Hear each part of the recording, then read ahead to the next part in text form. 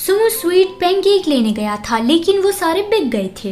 पर शॉपाना ने कहा कि तुम बस थोड़ी देर रुको, मैं अभी तुम्हारे लिए बना देती हूँ। तो फिर सुमो इंतजार कर रहा था और यहाँ पे निंगी आधे घंटे के बाद सोचने लगा था कि उसे इतनी ज्यादा देर क्यों लग रही है। उसने गाड़ी को साइड में रखवाया और वो खुद सुमो को ढूंढने गया। यहाँ पे दूसरी ओर सुमो उस आंटी की मदद करने लगा था। तो उस आंटी ने कहा कि अब तुम्हें ये सब कुछ नहीं करना चाहिए, अब तो तुम एक स्टार बन गए हो। लेकिन सुमो ने कहा कि कोई बात नहीं, पहले आप भी हमारा बहुत ध्यान रखती थी। वह आंटी सुमो के लिए खुश थी कि सुमो सबकी मदद करता है, सबके साथ अच्छे से बात करता है, तो इसलिए उसके साथ भी अच्छा हुआ। छोटी उम्र में उसने काफी तरक्की कर ली।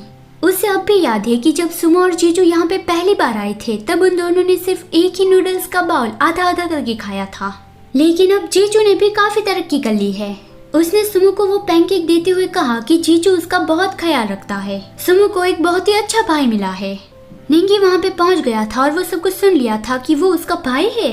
सुमो उस आंटी को थैंक्स कह के जाने लगा था कि कोई मेरा इंतजार कर रहा है। तुरंत ही निंगी छुप गया। उसने सुमो को नहीं देखने दिया कि वो छुपके से उन दोनों की बातें सुन रहा था। तभी उसकी नजर गई कि इस स्टोर पे बेयर केक मिलते हैं जो सुमो के फेवरेट है और वो निंगी के लिए भी लाया था।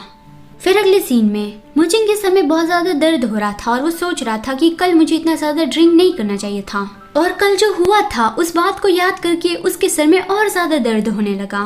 तभी सुमो वहाँ पे आया उसके लिए थोड़ा गर्म पानी लेकर।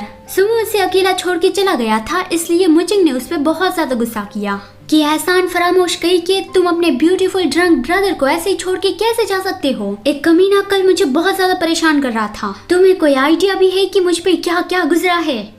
सुमो उससे माफी मांगने लगा और मुजिंग का ध्यान गया कि तुम्हारी हालत मुझसे भी खराब क्यों है। सुमो ने कहा कि शायद मैं इन दिनों बहुत ज्यादा थका हुआ रहता हूँ। मुजिंग ने उसे समझाया कि तुम्हें खुद को कंट्रोल करने की जरूरत है। तुम अभी जवान हो लेकिन तुम्हें अभी अपनी बॉडी की केयर करनी होगी। तुम्हारे लिए सबसे ज्यादा इम्पोर्टेंट तुम हो। अगर अभी तुम अपना ध्यान नहीं रखोगे तो बूढ़े होने के बाद काफी सारी बीमारियों का सामना करना पड़ेगा। लेकिन अभी सुमो काम में ही इतना बिजी है तो फिर वो अपनी केयर कैसे कर सकता है? वो ये सब कुछ जानता है लेकिन वो एक भी काम मिस नहीं करना चाहता क्योंकि उसे मौका मिला है और वो सबको दिखाना चाहता है। मुजिंग उसे कुछ कहने वाला था तभी उन दोनों को कोई बुलाने आ गया। तो फिर सुमो शूटिंग के लिए जाने लगा। सुमो की खराब हालत देखकर मुजिंग को उसके लिए चिंता हो रही थी और उसके लिए वो डायरेक्टर से भी थोड़ी बहस कर रहा था। सुमो ने कोई काम के लिए मना तो नहीं किया लेकिन अचानक से वो चक्कर खा के गिर पड़ा। मुजिंग भाग के गया, सुमो को संभाला और चिल्लाया कि कोई जल्दी से एम्बुलेंस बुला दो।